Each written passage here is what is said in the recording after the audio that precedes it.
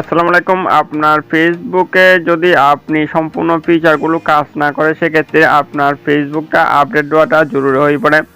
সেক্ষেত্রে আপনি আপনার ফেসবুকটা কিভাবে আপডেট দিবেন আজকের এই ভিডিওতে সেই বিষয়টা সম্পর্কে বিস্তারিত বলবো। যদি ভিডিওটা আপনি শুরু থেকে শেষ পর্যন্ত থাকেন তাহলে এক ক্লিকে আপনি আপনার ফেসবুক আপডেট দিতে পারবেন এবং আপডেট দিয়ে সম্পূর্ণ ফিচার আপনি উপভোগ করতে পারবেন। এজন্য আপনাকে যে কাজটা করতে হবে, আপনাকে আপনার ফেসবুকটা আপডেট দেওয়ার জন্য আপনাকে গুগল প্লে স্টোরে চলে যেতে হবে। জাস্ট আমি গুগল প্লে স্টোরে চলে যাচ্ছি।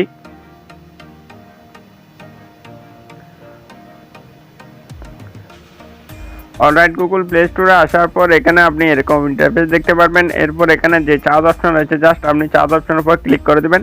চার্জ অপশনের উপর ক্লিক করে এখানে আপনি চার্জ করবেন ফেসবুক লিখে, আপনি এখানে চার্জ করবেন। জাস্ট আমি ফেসবুক লিখে চার্জ করতেছি। ফেসবুক লিখে চার্জ করলে আপনি এরকম ইন্টারফেস দেখতে পারবেন এবং দেখতে পাচ্ছেন এখানে ফেসবুক অ্যাপসটা শো করছে এবং এখানে ডান পাশে দেখতে পাচ্ছেন আপডেট লেখাটা শো করছে। এই আপডেট অপশনের উপর যদি আপনি ক্লিক করে দেন তাহলে সেটা অটোমেটিকভাবে আপডেট হতে থাকবে এবং আপডেট শেষ হওয়ার পরে সেটা পুনরায় ইনস্টল হতে থাকবে। ইনস্টল হওয়ার পরেই সম্পূর্ণভাবে এদিকে আপডেট যেখানে লেখা আছে সেটা সেখানে ওপেন অপশন শো করবে। এরপর আপনি যদি ওপেন অপশনের উপর ক্লিক করেন সেক্ষেত্রে আপনার ফেসবুকটা সম্পূর্ণভাবে ওপেন হয়ে যাবে।